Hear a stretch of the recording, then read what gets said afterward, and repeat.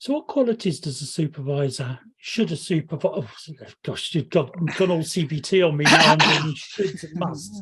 What are desired qualities that a supervisor should have? Oh, God, I'm just going to go with it. Never mind, never nice should have. Yeah, ideally, yes. It's the ideal qualities. A good listener, compassionate, patient, understanding, caring.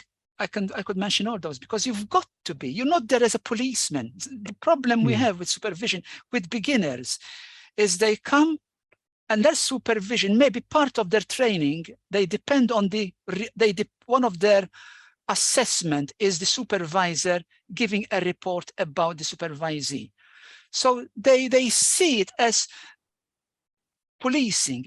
And it's not really policing. Yes, it's got to be done. The supervisor at the end of the training or whenever he's required to, has got to give a report on how the supervision had been going.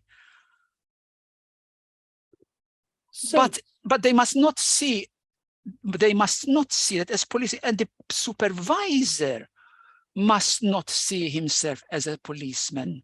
He's there to facilitate. And to facilitate, you need to tell your supervisor your mistakes. And you need to be safe, feel safe, that if you made a mistake, the supervisor is going to try and put you right, not rush to the organization and say, oh, Mrs. Smith is useless, you know, she keeps making so many mistakes. It's not that. That is not supervision. It is about... There's a lot of the qualities of being a therapist that is brought into the clinical supervision without being a therapist. Yes, exactly. The same, you have to, as I said, you have to be compassionate. You have to be attentive. You have to be a good listener.